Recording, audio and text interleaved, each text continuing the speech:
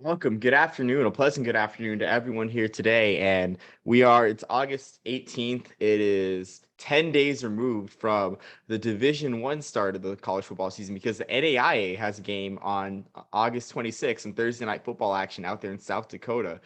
But college football is soon, what is coming soon, whatever level you look at. And joining me as always is my good friend Jackson. Jackson, how are you today, man? How's everything going? And any opening statements? Man, I'm doing great.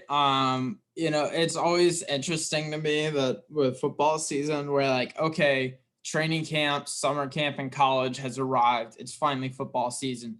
Then the preseason hits, the NFL preseason, and we're like, okay, now it's football season. Like we've really gotten into it. And then college football starts and like we're like, okay, now it's like undoubtedly football season. And then October hits and it's like, okay, now it feels like football season. This is like always seems like we're reaching the next step until like, early October.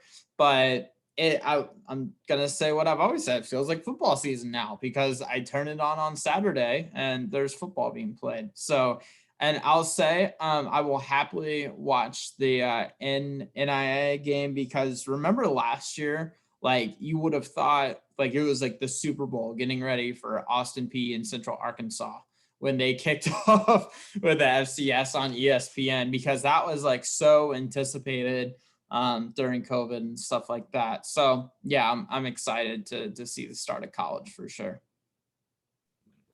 I mean, it's a great time. With all the super seniors and everything, should be a great season. And the top 25 polls, both coaches and AP came out. So, the stage is set. The stage is set to say the least. They just that. And remember, just your annual friendly reminder that poll does not matter come November or whenever the playoff committee comes out with theirs, because that's when all the rankings go out the window. But it is fun to speculate on the front end. I will say there's not much speculation to have in Tallahassee because Mackenzie Milton, that whole group just does not look very hot right now. So Dang, always got to fit in it's either a Georgia roast or a Florida State roast or even a Miami roast. You always got to fit in one of those three. Well, Always. I've been Omar. I've been sending you 24/7 Noel clips constantly, and it's like these are the things they're choosing to post. I can't imagine like what the bad stuff is if this is what they're actually like. These are supposed to be the highlights, Omar, and they look terrible. So expect Florida State to have another 3-8 season or however many games they play. And I will say this: Florida State, for all their troubles, they did upset North Carolina last year. The darling of the pretty much They did do that. everyone's dark horse this year is North Carolina. I know I'm banking hard on North Carolina breakout this year myself, but Yeah, yeah, it'll be great. Are they in the same division as Clemson? I can't remember. I don't know my Florida East. State, Florida Uh, State or UNC. North Carolina. North Carolina is not in the same division. Okay, well then they deserve to go to the ACC championship last year if Notre Dame hadn't stolen their spot. So, well, Yeah, I guess that is true. did they do it by division last year? I don't think they did No, actually. they didn't do divisions last year. Yeah, well, UNC deserved to go. I'll say that. You know how I feel about Notre Dame. Yeah, I So know. Well, speaking of Notre Dame, the big contention is them not being in a conference, and yeah, we today are finally breaking our silence. Well, we've been heard on other spheres about conference realignment, but we are going to break our silence on this podcast about conference realignment. So Jackson, like, what did you want to start us off with in terms of the news and discussion points? So I want to start off with what's official because you're seeing so many rumors and so many fake Brett McMurphy accounts tweet all kinds of fake news and stuff like that. And here's what's official. I'm gonna give a breakdown. Texas and Oklahoma are joining the SEC in 2025. That's all we have right now. That's the only thing that has really been, the ink to the paper that is official. Everything else you hear is just speculation. It's just rumors, and believe me, we're gonna get plenty into that today. But that's really the only thing that's been set in stone. And there's other stuff that looks like it might happen or something like that. But I mean, that is really it. So I just want to clarify that, because you would think, even I thought, like, in preparation for this, I'm like, oh gosh, I'm gonna have to see like every little thing that's moved around, and that's literally it. Now everyone's, scrambling around to join a new conference or something like that, and I think in 5 years it's going to be completely different from what we see right now.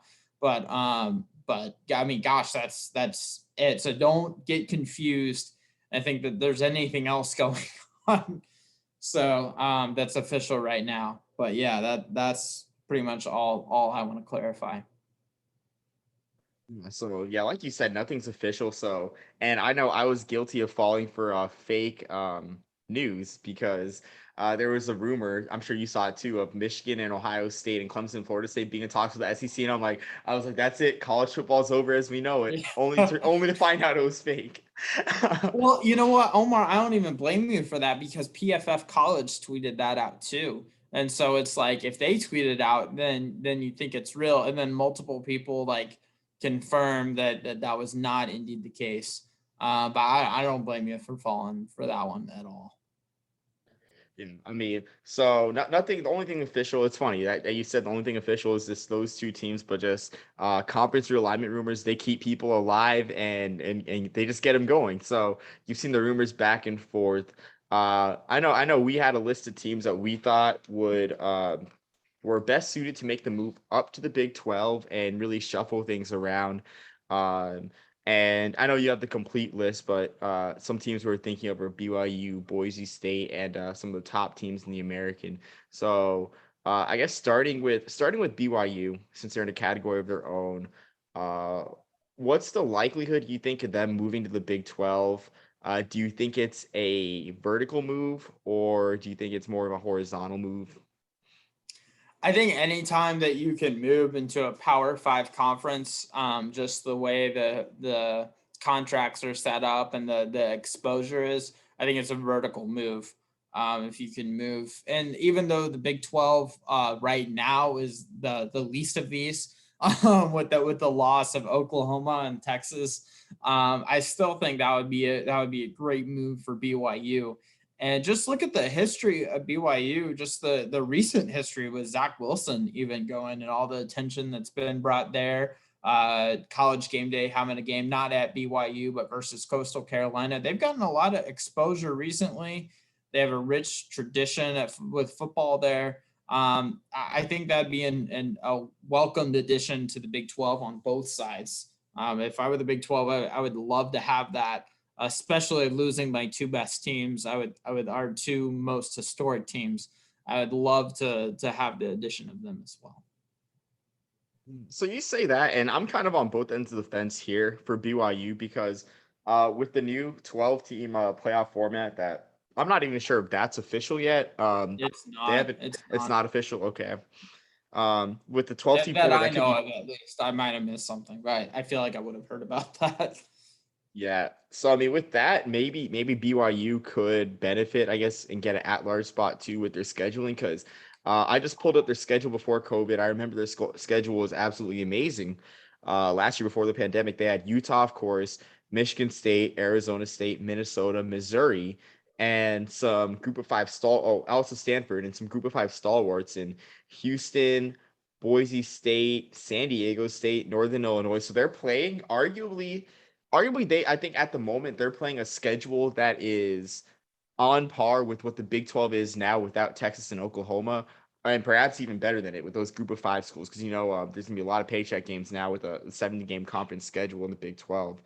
But that being said, being in a conference, it is still like highly beneficial with this 12-team playoff with this new format. So if it happens, and even then with the current format of the New Year's Six now, like if nothing changes, then I do think BYU should group up with the Big Eight at the moment, because the way it is now, it's, I mean, as an Army fan, it's almost no conference, no New Year's Six, you know.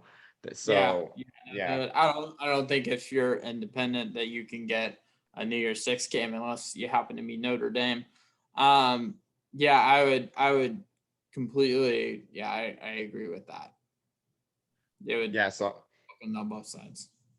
yeah, I mean, and again, you have a religious brand, a brand that's catered to a large group of people in the United States. And I want to say, like, wherever you go, there's going to be BYU fans.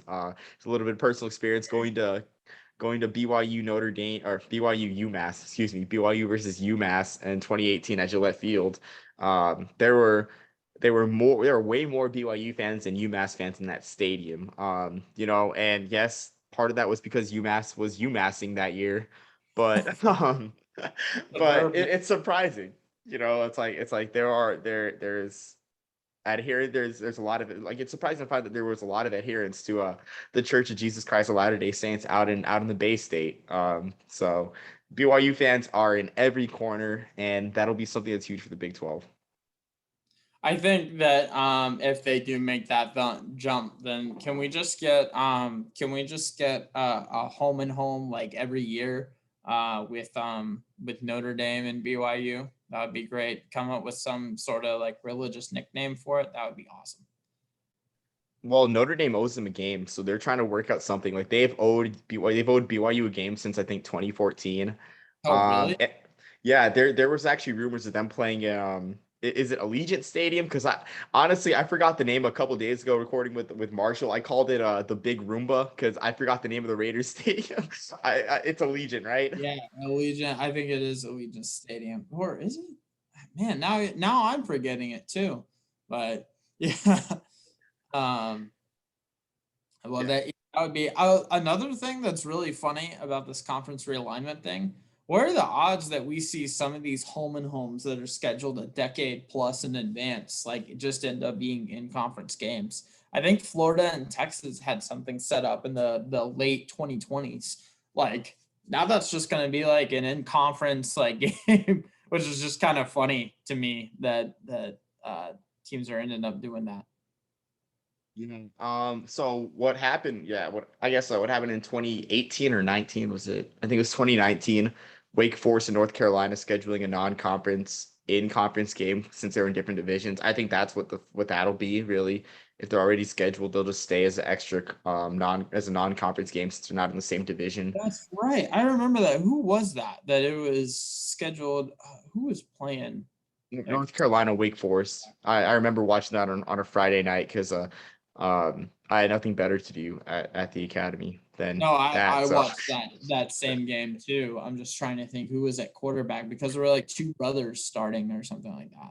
I don't remember. was it Hartman? I think Sam Hartman was starting for Wake Forest. It may have been him. It may have been him. That But sounds right. Yeah. Anyways, moving on from BYU. Um, we'll stick with the non-American teams for now. Boise State. They have a resume that speaks for itself. Uh, a lot. You want to talk a little bit about how you think Boise State would be a good fit in the Big Eight right now?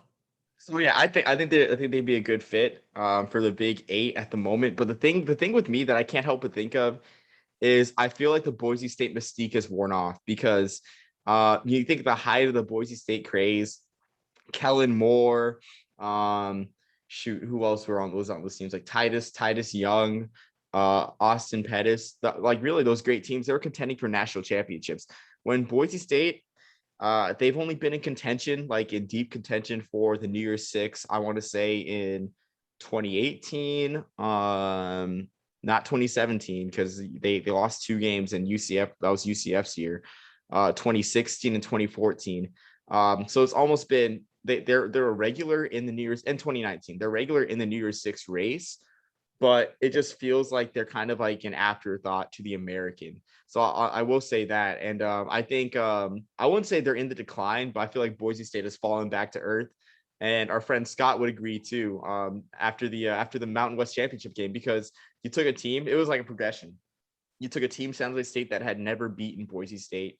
San Jose State going 1-12 in 2018, or sorry, was it 1-12? Yeah, 1-12 in 2018.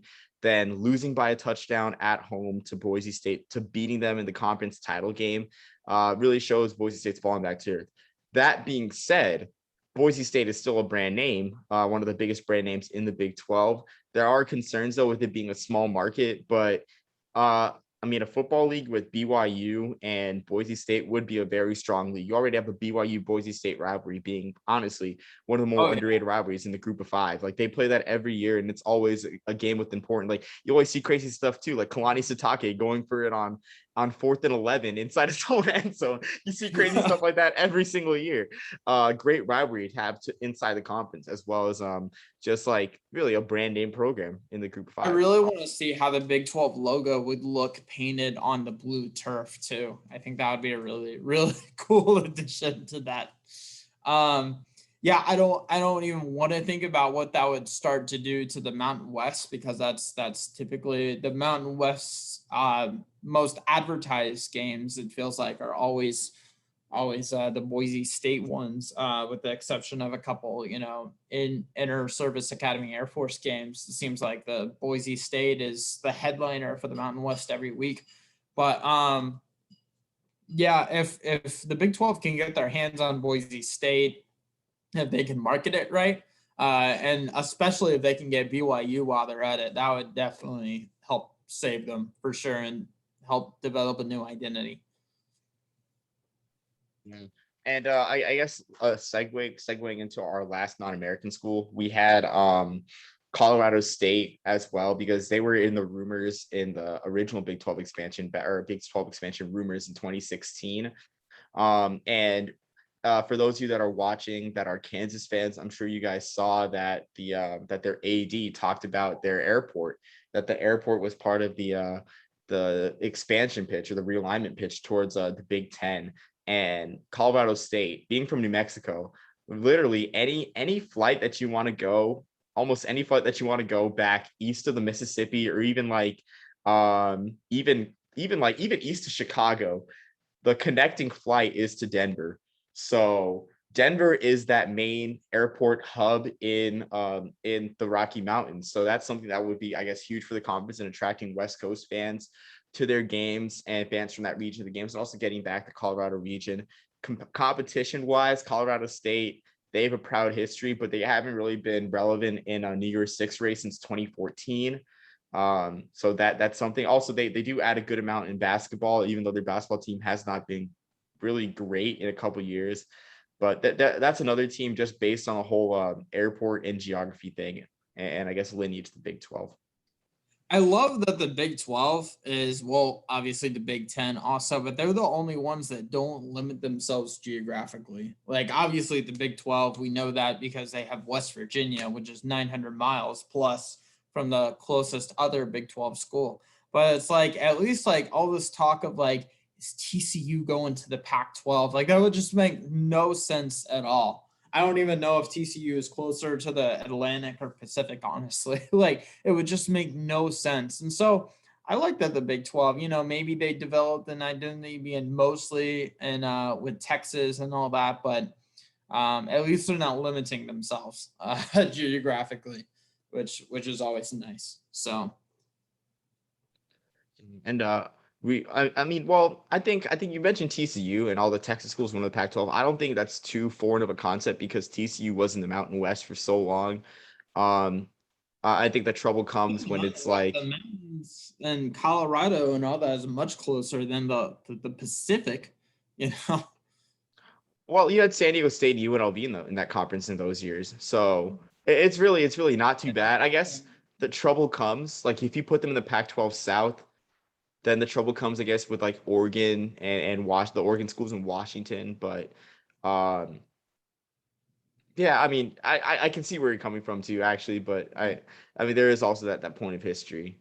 That's right. I also feel like we're past caring about that and trying to keep it geographically making sense. So we're probably past that point too, with how much easier travel is than it was, not that long ago.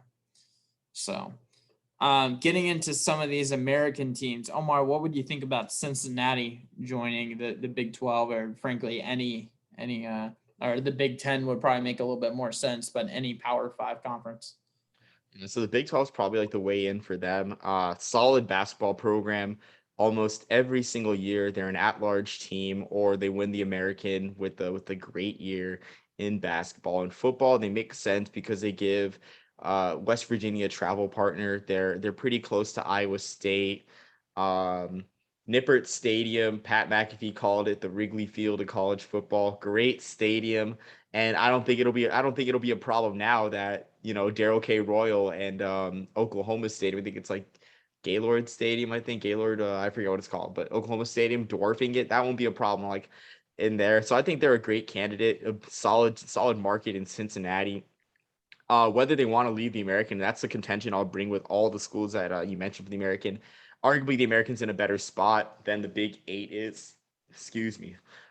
Arguably, the American's in a better spot than the Big Eight is right now because ESPN is really working with the American, getting them more ABC slots, more slots on television, and whatnot. And I think the big step for them as well was getting off of CBS Sports Network and getting the rest of their games onto their football games, at least onto ESPN Plus, because ESPN Plus is cheap and it's accessible. CBS Sports Network, linear TV, not that much. I mean, the cheapest option to get CBS Sports Network is, I think, a Hulu. I think it's like a Hulu TV live subscription. That'll set you back like 50, I think even like $60 a month. So I think the American's a great place to be, honestly. What better state for football than Ohio? And what an untapped market it kind of feels like with Cincinnati as far as college football goes. There's so much. Scott really talked a lot about when we had him on the podcast about kind of have UNLV bring that attraction of Vegas and all that and that marketing back. And man, they could do the same thing with Cincinnati. It just doesn't feel like they're doing that right now. They had that 2010, 2011 Sugar Bowl win. They're fresh off of a New Year's Six game that they just were in right now. And Luke Fickell, I mean, if he doesn't go anywhere, he could definitely build something special right there. They're 31-6 under him. Luke has done a great job, and so if he continues, man, this could be a team that we're talking about every Saturday. And I think the level that the Big East is at right now, or sorry, geez, I think the level the Americans at right now is at the level that the Big East was at 2010, if not better. I think the Americans better than the Big East was before it disbanded.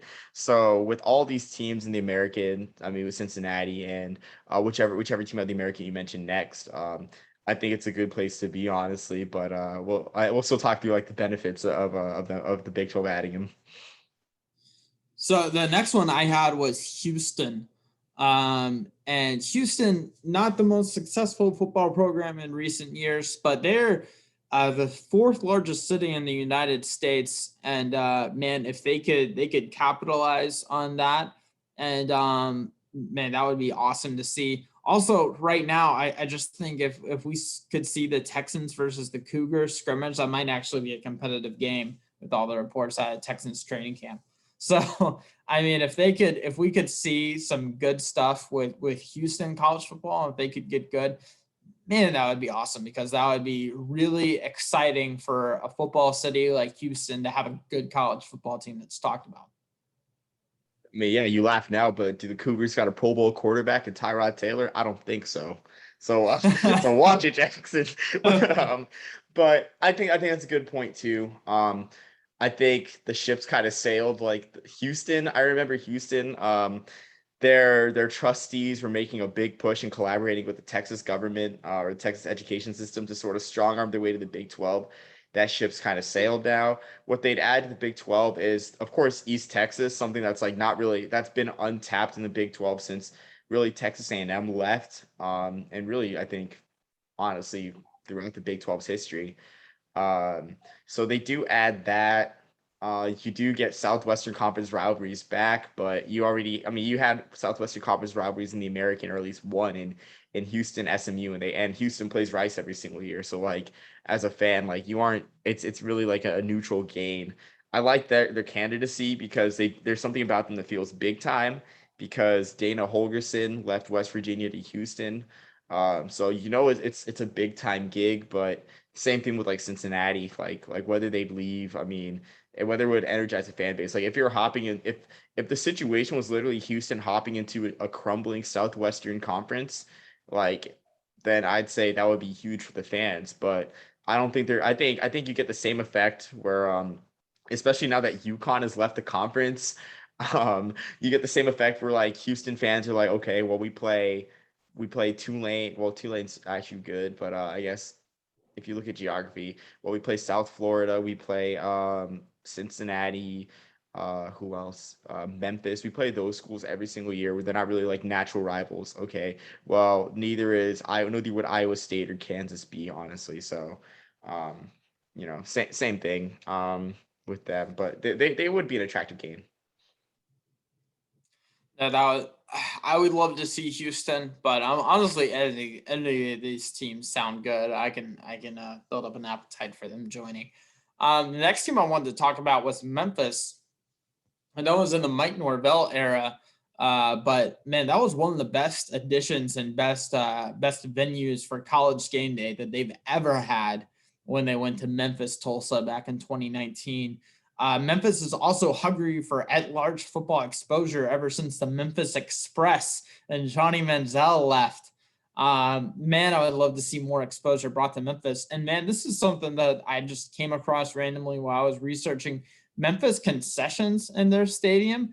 They have a bunch of local joints like Coletta's Fine Italian Food, Uncle Lou's Southern Kitchen, and Hog Wild Real Memphis Barbecue. Omar, what Big 12 opponent like Texas Tech or Oklahoma State? Hey, let's use this as an excuse to go out to Memphis, listen to some good music, and get some barbecue while we're watching some football. I mean, that just sounds awesome. Yeah, so you mentioned the concessions, but you didn't mention the stadium and that the Liberty Bowl being there on New Year's Eve in 2020. It looks like a prison. Like I mean, it's a historic venue. Like it looks like it's got the high walls. I mean, you know, I feel bad for any fan that tries to rush the field because the walls I think are about 10 feet high to get on the field. That's a 10 feet high jump. The walls are high. The stadium lacks a lot of color around it. Most of the color in the stadium was in the end zones. The trademark red, white, and blue end zones of the Liberty Bowl. But I don't think. But then again, I think I get that kind of character of a rising program in a sort of old rickety venue. I get that Miami type vibe, the Miami of the 80s and 90s playing in the old Orange Bowl. Where like, yeah, it might have been a dump, but it's Memphis's dump. But all that being said, well, I mean, yeah, but well, like I'm sure a lot of people feel that too, because like there's been rumors too about Memphis building a stadium, but I think the Liberty Bowl is here to stay. Um, but I think I think they add a lot in basketball too. Like a huge thing that to look at as well is like whether these schools are basketball schools as well, because a conference like the Big 12, when you have a team like Kansas, a flagship program in college basketball, you want titanic battles in the winter too, along with in the fall. Memphis adds a lot to the market, and it's a fun trip and everything. And I think the one thing that had him last time too was I remember of all the people lobbying for Memphis in the Big 12 back in 2016 was one Justin Timberlake, Memphis native. I thought that was Yeah. so funny. Yeah, he was lobbying for I think he was part of either the video or like he was part of like the press release or something or like the PowerPoint. But Did they yeah, just Justin. hand Justin Timberlake a script and was like, say this? Like, we'll say you're Justin Timberlake and then say this, and then we'll play it for No, everyone. I'm trying to find it right now, but like what exactly did him do? He was there's a if you look up the first story is Justin Timberlake from the USA Today. Justin Timberlake is actively lobbying for Memphis to join the Big 12. So that's something interesting. But yeah, again, and I know it's not like a broken record. It's like at what point, like at what cost for Memphis? I think it like they don't really have any natural rivals in the American other than like maybe teams that they were in Conference USA with, which is most of the conference. But even then, like Memphis, aside from if you look at the history of Memphis football, they had no bowls from 1970 to 2004, or was it 2003? I think it was 2004 until 2004. Like a lot of people, you think of the history of Memphis football, it starts with Isaac Bruce, and then you hop along, you skip a few years to D'Angelo Williams, and then to this recent era with like Paxton Lynch, Riley Ferguson, and Brady White, who was there a million years. But um, so really an upstart program, and again, like I just don't know if they would leave the American, but they really, if you're the Big 12, you really want anyone, honestly, in Memphis is that emerging program. The stadium might be an obstacle, though, for fans, though, because you visit the Liberty Bowl once, as probably a lot of Big 12 fans have since 2014, since the bowl's been around. And I don't think they were satisfied with the venue. I mean, I just a guess. Yeah, that's a very good point. Yeah, I didn't know that Justin Timberlake had this idea before me, back in 2016, but man, he beat me to it. But yeah, I mean, if anyone knows with where you went to college, Omar, if anyone knows about a place looking like prison, it's you. So I'll take your word for it that it looks like that. Um, but anyways, yeah, no, you're right. I do like that they don't have many natural rivals, so there aren't too many goodbyes that Memphis would have to make. But I think they could be competitive. I mean, look at the other teams in the Big Eight right now. Like that, I think they would be competitive if they just win it right now. The next team I wanted to talk about, and it kind of goes hand in hand with these large market discussions that we've had, is SMU. SMU being in the Dallas Fort Worth area, it's very crowded. It's a very passionate football area. Um, Obviously, most of that being the Cowboys, but they can get into college football too. Omar, what would you think about SMU joining the Big Eight? Same thing with Houston, except like you said, it's crowded out there. Of course, they love their Longhorns, but you also have TCU in the DF in the Dallas Fort Worth area, the DFW. So it is very crowded. Um, Again, pretty much everything I said about Houston, it's like what do you gain to? It's like other than because they already play the Iron Skillet game every single year. Having that be an in-conference game would be good for the Big 12. But when you think about rivalries, I'm sure like when people ask you like the best rivalries, Iron Skillet is not in your top five. Even though it's a great rivalry, don't get me wrong. It's just not something that has like the national attention, really. Like a great rivalry too. And I don't want TCU fans coming after me about that. But I mean, I'm just gonna say the same thing too about like I guess I'm trying to think of rivalries that I like. That I mean, I would say even like Army Rutgers, I guess Army Rutgers or Army versus like UConn or UMass. We'll be playing them a lot. Like those are regional rivalries and they're cool for the region, but it's like nationally, who cares, you know? Yeah. No, I feel that. Um, Man, the last team that I had from the American that I was thinking might be a good fit, and geographically it doesn't make much sense. We've already touched on that topic. That was UCF. I mean, it's a great sports city. As we know, like the Pro Bowl was hosted there a few times. They got a couple bowl games there in Orlando too, in Camping World Stadium or whatever it's called now. Also, another thing that I think that UCF should do if they do join the Big 12, have a parade in the Magic Kingdom every time they win a game. I think that would really build a lot of marketing power if they could do that as well. This is live streaming on Disney Plus. Man, it would all go hand in hand. Oh man. I was not expecting an idea that grand involving Disney, but Wouldn't knowing you love you, to see the bounce house just blow up every time that they beat, TCU? I just think it'd be very appropriate.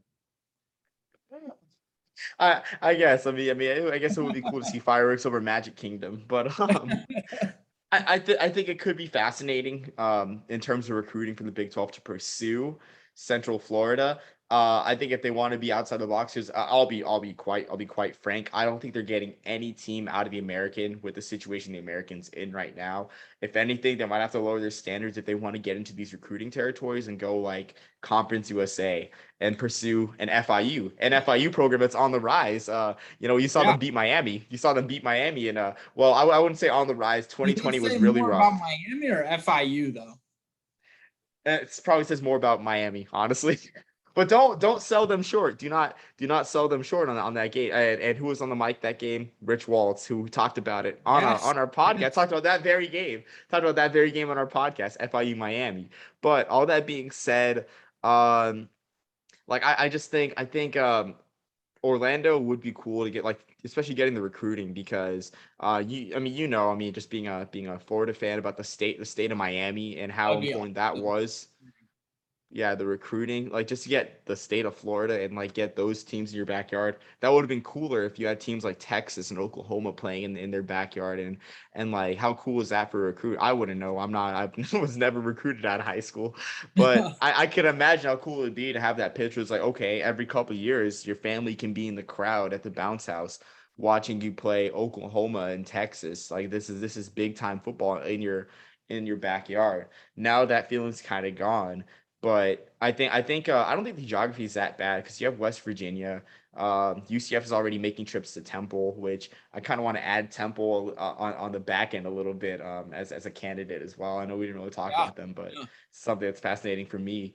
They already play Temple yearly, or they did when there was divisions.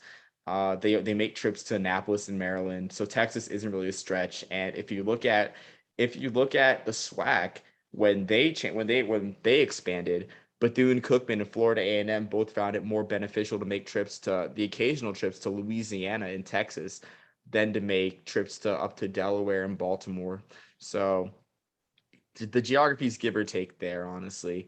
But again, if they want Florida, I'll be honest, and this may be a hot take. I think they'd have to go Conference USA, and the same thing too. Like they'd have to go Mountain West because the Mountain West, the Big 12, is a clear step, I think. And maybe not even in competition now. I mean, I'd say with some of the teams that the Mountain West has, like, I mean, like they might just be on par with the Big 12 or the Big 8 at the moment. Yeah, no, it's I mean all of these teams if any of them join, they would contribute something from day one, I think. And as if the Big 8 could market it right, they would add a lot. So all of these teams would add something. You're right, UCF might be a little out of the Big 8's league right now. But it certainly would be entertaining to watch for sure. And you're right, or what's a team like Oklahoma State or Texas Tech at UCF just doesn't have the same ring to it as Oklahoma or Texas or something like that going on the road to Orlando. It just wouldn't work as well. Um, Omar, there's been some talk about ever since on August 3rd, the Pac-12 and the Big 8 commissioners met to join to merge conferences or at the very least work closely together. What would you think about kind of seeing? We probably won't see a merger in all honesty, but seeing a little bit more of a partnership between the Pac-12 and the Big 12 or Big 8 as we've been calling it. I think in terms of non-conference scheduling, an alliance would be cool in terms of non-conference, whether the conference is joining forces. Part of what makes college football great is non-conference play. I think this past 2020 season really lacked a lot of flavor because there was a lot of non-conference game, like really a lot of non-conference flair that just didn't happen because of the pandemic and the conference only schedules. So I think it would be cool and it would make sense. Whether it's feasible, I'm not too sure how feasible it is because you're looking at 20 teams.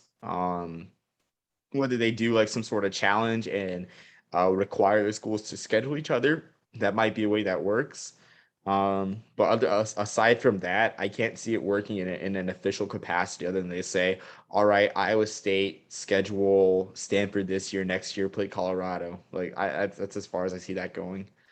Yeah, no, it is tough to do that. The Big 12 is going to have to find something though, because a 7 game in conference schedule, you can't schedule 5 cupcakes. You're going to have to find if you want any chance at the playoff. I mean, because there are no big brands like Oklahoma that are left. You're not playing Oklahoma and Texas every year. So if you assuming we stay for a 4-team playoff, and that obviously is up for debate, will probably be moving to 12. But either way, if you want Big 8 champions to mean anything, you're gonna have to build some kind of out of conference schedule that's consistent because you can't play Eastern Washington and other schools like that 5 times a year. It's just not gonna have any appeal. Well, on that point, I think huge winners in all this, even if they don't join a conference, are the independents, are BYU, are Liberty, our Army, or even UConn too. Like because you have Power Five schools going to Hartford, Connecticut to play at UConn, not just having them play paycheck games. Like if you have it, like I mean, just imagine like Army going to Kansas State and getting a couple Big 12 schools each year on their independent schedule. Even though the schedule is pretty booked at the moment, if they can get those in the next few years, a few non-conference games get the Big 12, huge. That'll be huge for the fans, for Service Academy fans. Maybe Even like they actually like win versus a Power Five school as opposed to taking them to overtime. That'd be ouch, great. man, ouch. Right here. That one hurt. That one's straight to the gut. But but yeah, like even Liberty. I can imagine a Liberty versus West Virginia yearly game. Especially if Liberty keeps their momentum with which is to be seen. If they keep their momentum post Malik Willis, which I believe they will. I mean, they their biggest obstacle there was their administration, the administration of Jerry Falwell Jr. And while they still have a lot of problems administratively, they're on the track to fixing that, to being a more attractive school recruiting wise. So I mean, I think the independents win, but I think that hits the nail on the head, like non-conference scheduling. Um, or I guess conference scheduling, I think was more important than non-conference scheduling, as we saw in 2019, where it's like if you go through your conference and have less than two losses, you're playoff bound out of the Power Five. Whereas yes, Oregon challenged themselves outside of conference and lost to Auburn, but they ended up with two losses. So in the end, their bravery in non-conference was kind of not rewarded. But not having a conference slate, it leaves more room for error, I think, on in non-conference. But yeah, I think that's a good point with conference scheduling. Yeah, no, we'll see more and more of it. And man, like I just love the fact that we have like some blockbuster games week one of college football because it always felt so slow to start out. I remember growing up, and that man, now we're seeing some terrific out of conference games match up. So it'll be a lot of fun to watch. And man, we're close to it. Like it's right around the corner. So Yeah, 2 weeks. I will. Oh, sorry, sorry, Jackson. Oh no, that's all I had to say. Oh, I was just gonna ask, do you think the Big 12 ultimately dissolves in the next few years? Not just me, not immediately, but just like in the next few years. Yeah, I don't know. I just feel like it's gonna take a lot for an entire conference to dissolve. It might essentially dissolve where the Big 12 becomes like irrelevant. But I mean, for like the Big 12 to just be no more, considering they've contributed a team to the college football playoff almost every year in its existence, it's gonna take a lot for that to happen. And by 2025, no, absolutely not. By 2030, I doubt it still. I mean, it's just going to take a lot for that to happen. I think they'll find a way. Uh, they'll find a way to stay alive, and it may not be relevant, but it'll exist. I think. Yeah, so I agree with you because people say like, I mean, we're in the era where like if you don't have a conference championship game, if you don't have like 10, 12 teams, 10, 12, 14 teams, you're not legitimate. But when I see the Big East or the Big 12 right now, I see the Big East post Miami and Virginia Tech, where you have your two brand names, your two powers leaving, and then you have just a conference of upstarts because the Big East I mean, they pulled up a bunch of schools from Conference USA up to the Big East, and they made it work for a few years. But the one obstacle that pushed the post Miami Virginia Tech Big East was the disconnect between football playing schools and non-football playing schools, as they had 16 schools, 8 didn't play basketball, 8 didn't play football, 8 played football. So you had the divide and conflict of interest. No such thing exists in the Big 12. So I think the conference can survive whether they remain relevant on a college football playoff stage. That'll just lend its hand to crafty non-conference scheduling, honestly. Yeah, yeah, And that's the taking only way and to do yeah, it. yeah. But I again, like I see like I do see a conference where it's like like where it's like the post 2010 Biggies where like okay, or the post Miami Virginia Tech Biggies where occasionally you have a team like 2010 UConn sneaking into the BCS with an 8-4 record, unranked in the BCS polls but winning the conference, where like we'll have like say 8-4 Texas Tech getting into the New Year's Six Bowl, and it's like something funny, something quirky like that happens with this conference Yeah, every we'll couple of see. years. It'll be really interesting to see the future of the Big 12 after this happens. So, But there's still ballers like on the national stage. I mean, oh yeah. like in that conference too. Like if you look at beyond Oklahoma and Texas, you got Brees Hall, Deuce Vaughn and Brees Hall's shadow. Even though Deuce Vaughn, smaller guy, great back for Kansas State. Like you got guys that can make a splash on the national stage, and schools that could recruit those guys too. So I wouldn't say it's over yet for the Big 12 as well. I'd agree. Excuse me. Yeah. Jeez, gassy. I know.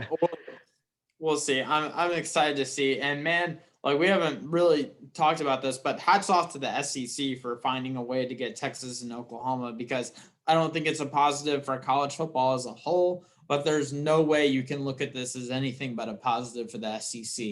I mean, it's insane. The revenue, the exposure, it's gonna skyrocket in the next few years.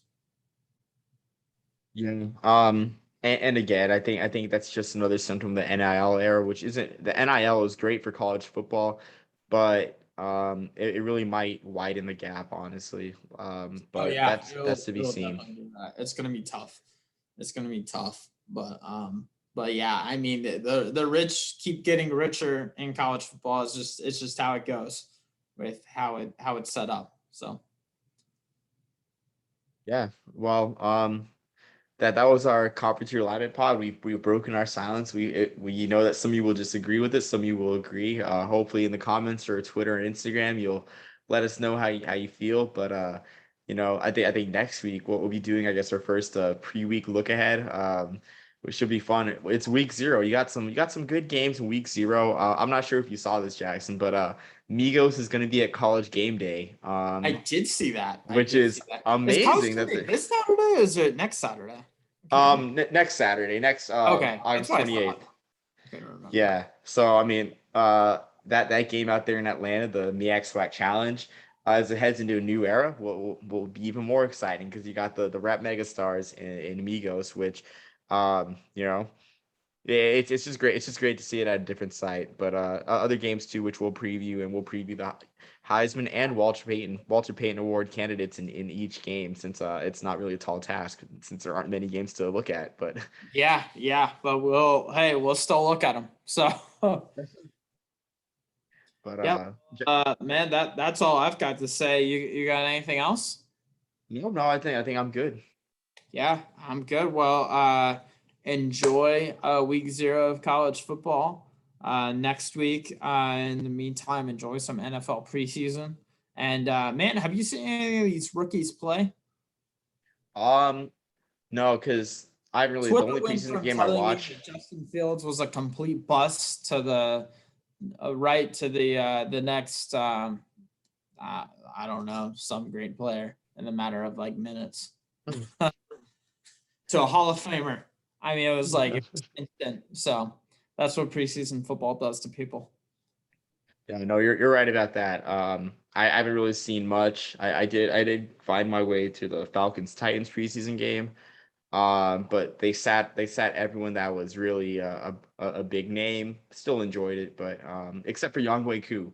Younghoe Koo did make a field goal, and that was worth the price of admission. Um, Yeah, so worth it yeah, right but there. yeah, the onside kick god. But yeah, like Jackson said, enjoy not just preseason, but MLB pennant races are alive and well. So you got to enjoy it. Especially if anything, just watch the Angels. Like I fall asleep watching Angels games because our friend Rich Waltz is now their play-by-play man. I mean, if I tune in, it'll be to hear Rich Waltz, but nah, And Shohei not a baseball Shohei guy. Ohtani. Not a Yeah, baseball Shohei guy. Ohtani. No All idea. right. And I guess with that we'll sign off, and maybe Jackson will become a baseball guy next week, between More now and than next likely week. not. Exactly. More than likely not. But until next time, peace, love, and soul, everyone.